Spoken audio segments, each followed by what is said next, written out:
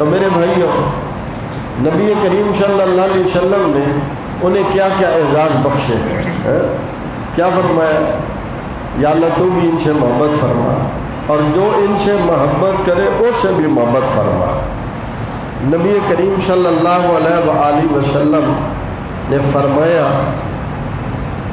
ایک بار آپ یوں لیتے، میری طرف دیکھیں گے تو سمجھ آئے گی، بچے کو اٹھایا ہے، حضرت حسن کو بھی اٹھا کر آپ ان کے پیٹ پر یوں اپنی ناک کرتے جیسے سونگ رہے ہوتے، جیسے سونگتے ہیں۔ حضرت حسن کو بھی لیتے، حضرت حسن کو سینے سے اور گردن سے سونگتے تھے، حضرت حسین کو، حضرت حسن کو پیٹ سے سونگتے تھے، حضرت حسین کو سینے اور گردن سے سونگتے تھے۔ کسی نے پوچھا کہ محبوب آپ سونگتے ہیں، ذرا توجہ کریں گے، بچوں کو اگر آپ سونگیں گے تو سمیل آئے گی، ایسے ہی ہے۔ پیغمبر سونگ رہے ہیں، اور کون سونگ رہے ہیں؟ جن کے اپنے پسینے سے مشک و عنبر کی خوشبو آتی ہے۔ تو پوچھنے والے پوچھنے، آپ ان کو سونگتے ہیں؟ فرمایا ہما ریحانتا یا من الدنیا، جو مجھ سے خوشبو آتی ہے یہ دنیا میں دونوں میری خوشبوئیں ہیں۔ ایک جگہ فرمایا یہ جنت کی خوشبو ہے، جنت کی خوشبو ہے۔ ذرا یہ بھی سمجھا دو، انبیاء کرام علیہ السلام کی جو مٹی لی جاتی ہے وہ جنت سے لی جاتی ہے۔ آپ نے سنا ہوگا قیامت کے روز جنتی مشک و عنبر کے ٹیلوں پر سیر کر رہے ہوں گے، اتے جنت نان کہاں تے بری کے سیر کر رہے ہیں، پہاڑوں پہ چڑھتے ہیں۔ وہاں جنتی اسی طرح تھوڑی سی دنیا جن کی زندگی ہے ایمان والا، اللہ اس کے رسول کے تابع گزار، تھوڑی سی زندگی ہے۔ یقین کرو جو بوڑھے ان سے پوچھو کہتے جوانی خواب تھی گزر گیا، بس اور جوان سمجھتا ہے میں ہمیشہ جوان ہی رہوں گا۔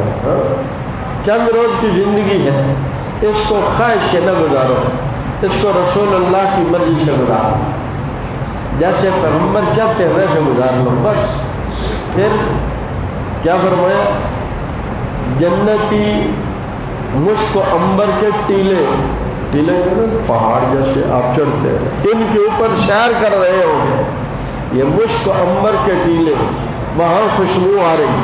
انبیاء کرام علیہ السلام کا خمیر وہاں سے لیا جاتا ہے، اسی لیے ان کے جسم سے خوشبو آتی ہے۔ تو جو عام نبیوں کے جسم سے خوشبو آتی ہے تو نبیوں کے امام کے جسم سے کیسی خوشبو آتی ہے؟ پھر وہ خوشبو حضرت حسن و حسین میں منتقل ہوتی ہے۔ یہ بھی بتاتا چلو کہ پیغمبر علیہ السلام حضرت حسن کے پیٹ پر کیوں سونگتے تھے اور حضرت حسین کے سینے اور گردن پر کیوں سونگتے تھے؟ بخاری شریف میں ایک حدیث ہے، قیامت کا روز ہوگا، شہید آئیں گے، شہید ان کے جسم سے خون بہ رہا ہوگا۔ پیغمبر علیہ السلام فرماتے ہیں لون کلون دم، اس کا رنگ تو خون جیسا ہی ہوگا، جو شہید کے جسم سے خون بہ رہا ہے رنگ تو خون والا ہی ہوگا، لیکن ریح کریح المسک اور کما قال علیہ السلام، خوشبو اس سے مشک آ رہی ہو۔ شہید کے خون سے مشک کی خوشبو آ رہی ہوگی، نبی کے پسینے سے بھی مشک کی خوشبو آتی ہے۔ یہ الگ موضوع ہے، اس پر عرض کرتا رہتا ہوں، کبھی انشاءاللہ مستقل عرض کروں گا۔ توجہ کریں گے، حضرت حسن کو جو شہید کیا گیا وہ زہر دے کر، اور زہر کا اثر کہاں ہوتا ہے؟ پیٹ میں ہوتا ہے۔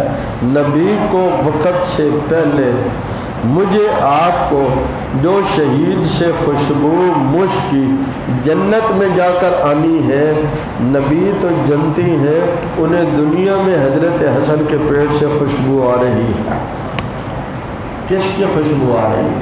شہادت کی خوشبو آ رہی ہے۔ حضرت حسین کی گردن سے پیغمبر سونگ رہے ہیں، کس کی خوشبو آ رہی ہے؟ شہادت کی خوشبو آ رہی ہے۔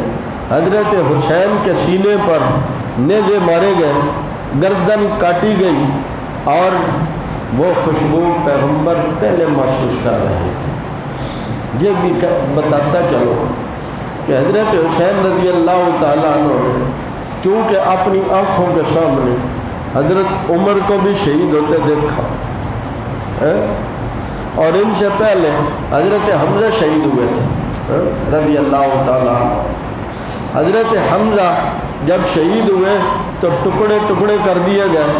حضور نے فرمایا مجھے اگر اپنی پھوپھیوں کا خیال نہ ہوتا تو میں یوں ہی چچا کو چھوڑ دیتا اور کل قیامت کے روز اللہ کی بارگاہ میں، اور فرمایا میں یوں ہی چھوڑ دیتا اور جنگل کے درندے چیلیں آ کر گدے آ کر کھاتی، کل قیامت کے روز میرا چچا یوں اٹھایا جاتا مختلف جگہوں سے، اور میں رب سے پیش کرتا کہ یہ میں نے اپنے چچا کی یوں قربانی دی تھی، میں نے اپنے چچا کی یوں قربانی دی تھی، اور فرمایا جتنے بھی شہداء ہیں میرا چچا ان شہیدوں کا سردار ہے، حمزہ ان شہیدوں کا سردار ہے۔